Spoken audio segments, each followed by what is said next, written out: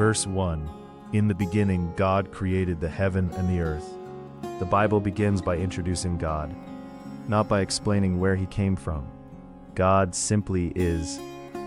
Before time existed, before the universe was formed, before there were stars, planets, oceans, or people, God existed eternally. This verse teaches that God is the creator of everything. The heavens and the earth did not create themselves, nor were they accidents. They came into existence because God willed them into being. This truth forms the foundation of the entire Bible. God is the creator, and everything belongs to him. Verse 2. And the earth was without form and void. At this stage, the earth was unfinished. It was unformed, empty, and covered with darkness. There was no life yet. No mountains, forests, animals, or people existed. Yet God's Spirit was moving over the waters. This shows that God was already present and actively preparing creation. The verse teaches that God often works in places that seem empty or hopeless. What appears chaotic to us is never beyond God's ability to transform. Verses 3 to 5, the creation of light.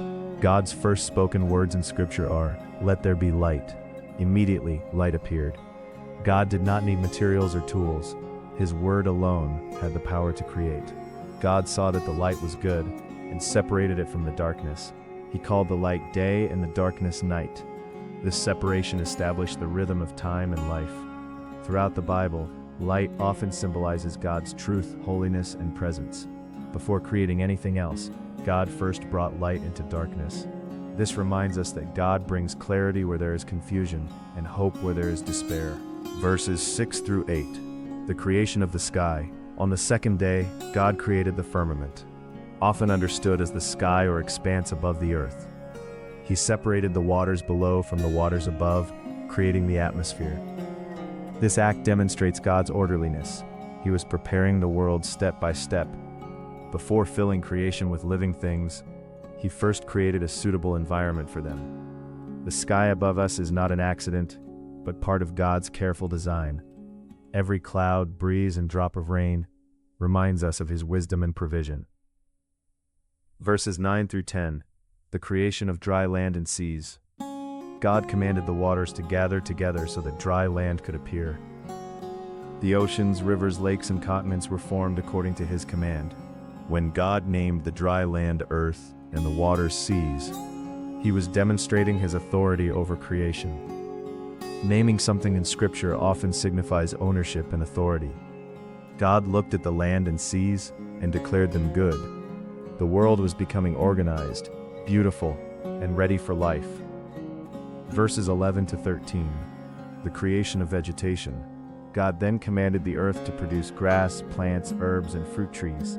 Each was created with seeds capable of reproducing according to its kind. This reveals God's provision and foresight. Before creating animals and humans, God first provided food for them. God did not create life and then leave it to survive on its own. He lovingly prepared everything necessary beforehand. Every tree, flower, fruit, and field reflects God's care for his creation. Verses 14 to 19. The creation of the sun, moon, and stars. On the fourth day, God created the heavenly lights. The sun was appointed to govern the day, while the moon was appointed to shine during the night. God also created the stars. These lights serve several purposes. They provide light, mark seasons, and help measure days and years. In the ancient world, many people worship the sun, moon, and stars as gods. Genesis makes it clear that these heavenly bodies are not gods. They are creations of the one true God. When we gaze at the vast universe, we are seeing evidence of God's power and majesty. The stars remind us that the Creator is far greater than his creation. Verses 20 to 23, the creation of fish and birds. On the fifth day, God filled the waters and skies with living creatures. He created fish, whales, sea creatures, and birds of every kind. Notice that God blessed them and told them to multiply. This is the first time a blessing is explicitly mentioned in creation. God delights in life. He desires growth, abundance, and flourishing. The incredible diversity of life in the oceans and skies reflects God's creativity. From the smallest fish to the largest whale, from sparrows to eagles, every creature exists because God intentionally created it.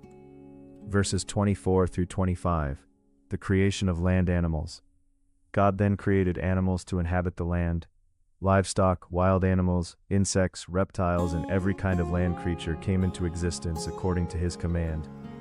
Each creature was made according to its kind, demonstrating order within creation. God saw all these creatures and declared them good. The variety of animal life reveals both God's creativity and his joy in creating a world full of beauty. And verses 26 to 27, the creation of humanity. These verses are the high point of Genesis chapter 1. God said, "Let us make man in our image, after our likeness." Unlike animals, human beings were created in God's image. This does not mean that God has a human body. Rather, humans uniquely reflect aspects of God's nature. We can reason, create, love, communicate, make moral choices, and have a personal relationship with him. God created both male and female in his image.